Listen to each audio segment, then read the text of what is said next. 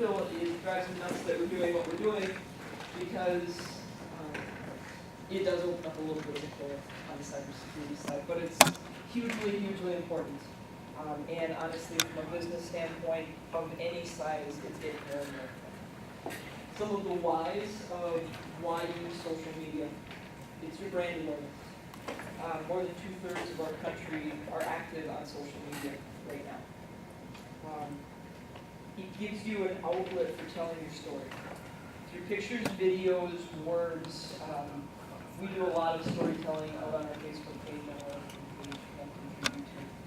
It's a way to personalize, to give your storefront an identity that can be identified. It helps legitimize your brand. So you've got a website potentially. Websites are very static, and you have to admit, even with ours, we're not changing it on a daily basis because there's typically not a need. But social media gives you an opportunity to post on the fly and be more actively engaged with your customers and your prospects. And that can also work in reverse. So if you've got like a Facebook page up, but you're not very active on it, and the customer comes across it, and they see you haven't had a post in 3 months, 6 months, they might not think you're a very active business or that you're around anymore. They might stop looking at your page and look elsewhere for business to engage with. The final piece is we're in business for a reason, and that is to get more customers through our doors, to increase our sales. And right now, 78% of businesses, small businesses, attract their customers through social media efforts.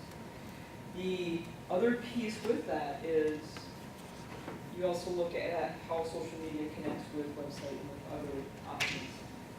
It's very important to have that presence out there. It does impact. If you have a website, social media presence will impact your search engine optimization. It will take you from page 2 or page 3 right up to page 1 if you have redirects or you have links back and forth between your social media and your website. We've seen it with a lot of things that we've done. You also have an opportunity within most social media to target your audience. You can pick and choose who you're going to reach out to and who's going to view. Boosting posts through Facebook, you can target it geographically, you can target it on a bunch of indicators. And that makes it even more powerful at a very low cost. Okay.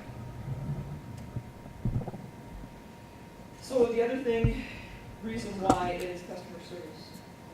Customer service is a driving factor. Improving customer service is always a driving factor for people to choose a new provider, a new business.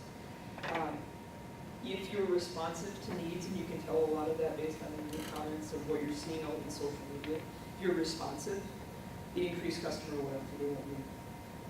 Loyal customers cost less than getting new customers, quite honestly. And what that also does is for people that may not have had an interaction with you, if I log on to your social media, I see you had that interaction with the customer and I saw how you handled it or how you worked with them to find a solution, it might make me more interested in seeking you out for your business. Distributing content is another piece. Social media accounts for a huge portion of traffic going to websites. So for example, we will post articles, video, but for example, the article side, we'll post an article, short snippet, and then link that back to the website. So that drives traffic right back to your website where they get the full information and can explore. It's a great way for people to share your content, your message with their friends. We're seeing that a lot right now. And it's a great way to post about products and services. So really common sense based, very simple on why do it. Here's the great part, and this is why I enjoy it. It's free to set up. The basic social media, Facebook, LinkedIn, YouTube, which is where we're the most active, is free to set up. The cost is in your time. And the equipment that you use, if you have a smartphone, you have a tablet, you have a laptop. That's how you manage it. So we're managing on the fly. When we're out and about, we're using our smartphones. And a lot of that really is even to compartmentalize it so that our IT department, who is great at protecting us, if we're using our smartphones, we're off networking, we're helping to protect our customer information as well. So we're doing a lot to try and be active, be engaged, and have the content out there, but also protect. And what you would do as your business, it's on a sliding scale. It is customizable for what you need and what you want. You don't have to do it all. It would take a full-time person, honestly, with the way social media is out there, to be able to do it all. Now, Facebook specifically this is where we are the absolute most active. Facebook accounts for 72% of social media activity out there right now. It's still pretty dominant. It's not demographically dependent, so it's not Snapchat. Children, nieces, nephews that you know, Snapchat's all in. I'm still trying to have my nieces and nephews explain it to me, and someday I'll actually get it. Facebook is how generations are staying in touch. It is how my mom is keeping in touch with me and her sister up in Arizona. It's how we are keeping in touch with nieces and nephews. It is a really great way to connect and create sort of a small community. Facebook's also more immediate than most traditional media. So you start looking at ad, you push something out to a newspaper, you have to wait until publication day. You push something out to Facebook and it's there. We're on Facebook right now. Yeah, and that's, I mean, focus on Marshfield if you want to see any of what we're talking about today or share it. Check that out. That's the live streaming that's happening right now. That is perfectly immediate. And it's necessary because of, well, you look around, how many people will have their smartphones sitting next to them. I check my smartphone, I check Facebook multiple times a day, and it's not just for work. Oh crap, Phil's back in the room. I'm sure he's on his phone though. Yeah, and he's on his phone. But that's the world that we're living in. We're staying so connected constantly that we're checking phones multiple times a day. So as you're posting, you know that there is somebody out there listening at that point. Once you get your group of followers and you build that up, your posts show in the timeline. So as they're just sort of Facebook creeping and just skimming through to check jokes, funny cat videos, whatever, you're going to show up in your newsfeed and be relevant and be able to share your story.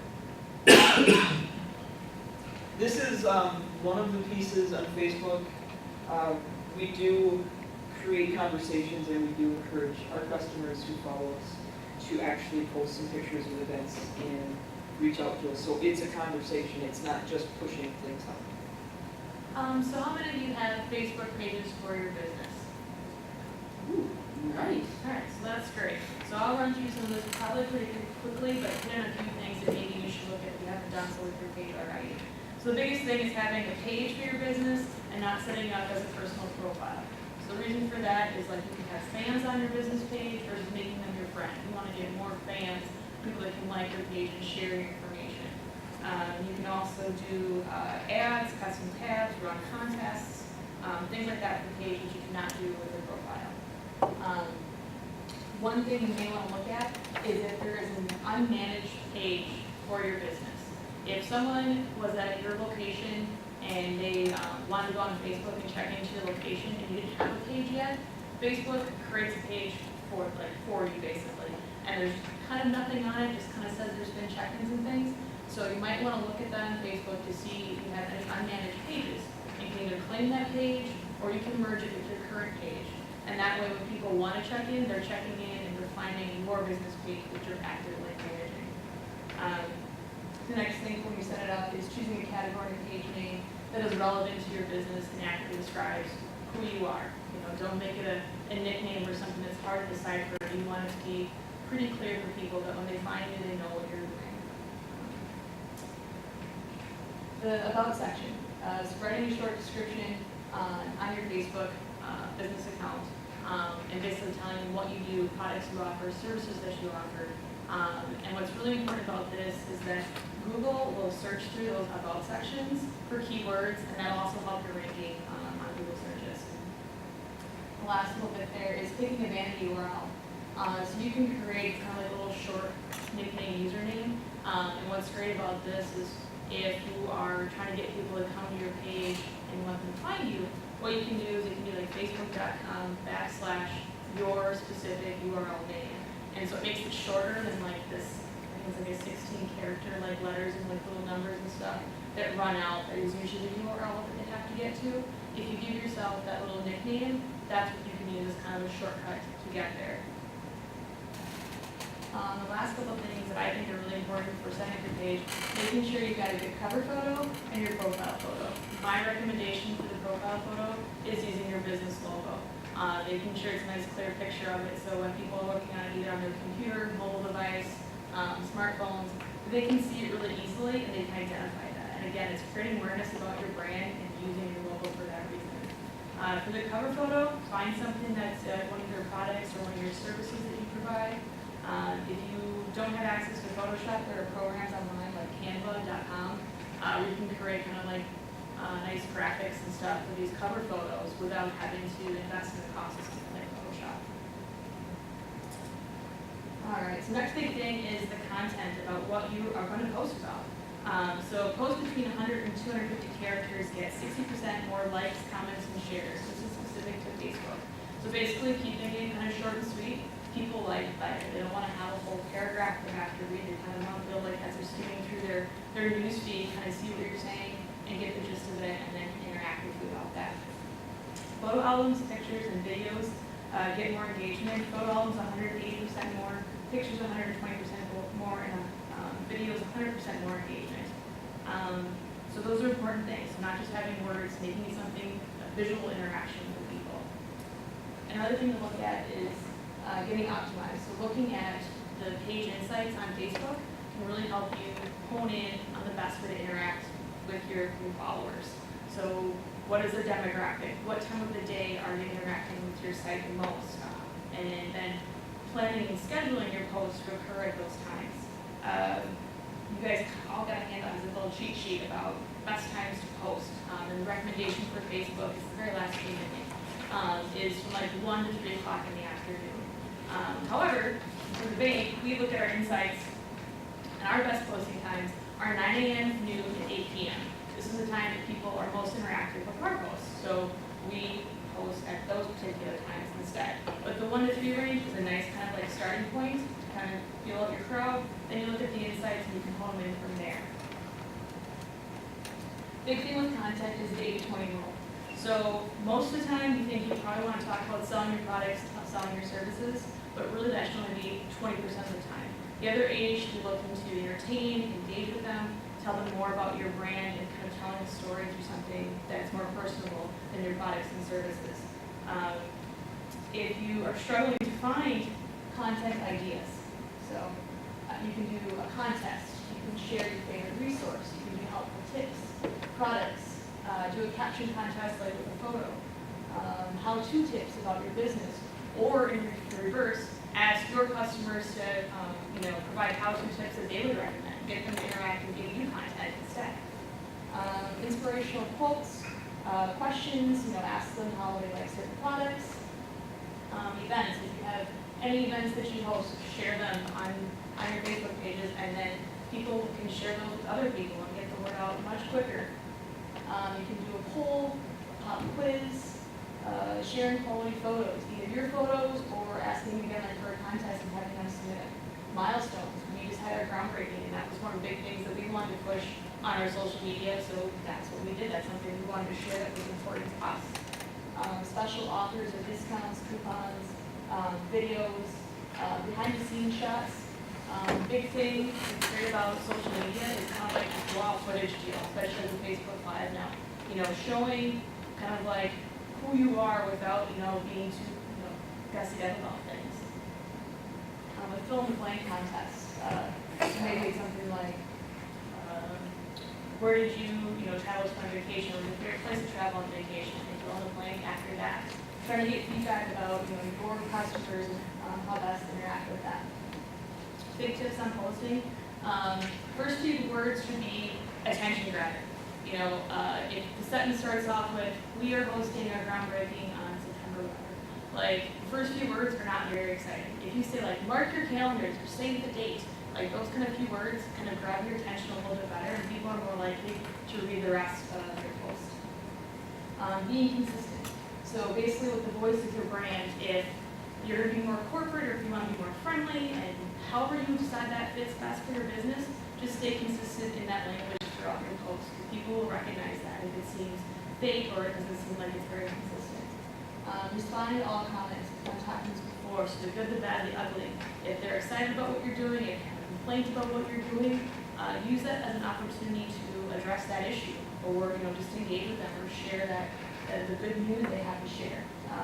Mobile friendly is a big one. I think, let's see, 80 to 85% of fans will see posts on their phone. So when we look at our page insights for the bank, only 14 computers and 68 mobile devices were used in the last 2 weeks. So the majority of our people are also looking at everything on their mobile devices. So when you're thinking about that, think about image sizing, think about how long the posts are, think about the video that you're using. You want to make sure that that's adaptable for mobile. And last big thing here is embracing images and videos. Like I said before, it's the most popular way to get people to interact with your site. So that jumps over to video. So picture is worth 1,000 words. Imagine what a video is actually worth. It tells your story with movement. And honestly, what would you like to invest your time with? Reading an article or sitting back and watching something very quick and exciting? And that's where the movement is out there, getting into more videos. I'll show one quick one here, and then we might skip the second one that we've got. Hopefully it does come up.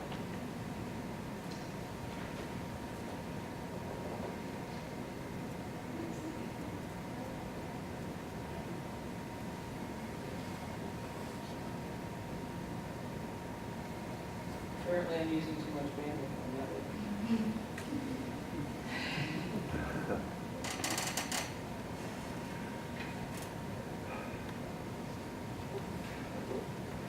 Preface the video is from a flipbook against Stanley that we did. It was actually recorded using Facebook Live, and it ended up having some copyright music in the background, so we got removed from Facebook. And so what we had to do was edit the footage, take out the music, and it's a different background, noise, and then re-upload it so we could share it with people.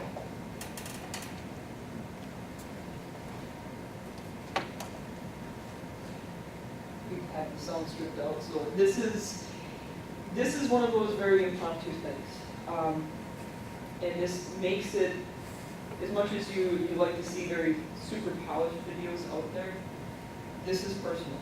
This was one of our most shared videos and our most viewed videos. I think we had a reach of over 6,000 people organically, so we didn't pay for that to happen. People just shared it all on their own. He just won $5,000. Yeah, he just won $5,000. The music version just seems so much better. The foot was playing in the background, it was really jacked up, but you're not allowed. That's one of the pieces that we just are really enjoying. That gentleman's family was probably one of our top sharers, and it did start a conversation out there. So there's a lot of power behind it. The other piece, the great side effect of YouTube itself, again, free to be able to set up for yourself. There's so many people who are now claiming that they're YouTube stars, and this is what they do for a living from your basement, wherever. But this has a lot of strength in even creating more buzz for a website if you have one. YouTube is the second most popular search engine behind Google itself.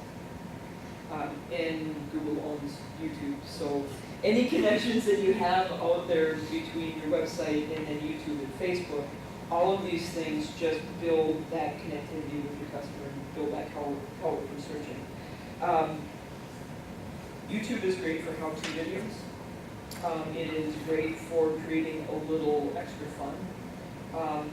And it is great for storytelling. That's something that we're building and doing quite a bit more. Do you want to take time for another video, or do you all need to get back to your offices? We'll skip this one and keep on moving. And YouTube is probably the most popular. It's the most known. But Facebook Live is really coming up in popularity. You see Channel 7 doing some reading into their news stories or their newscasts through doing Facebook Lives.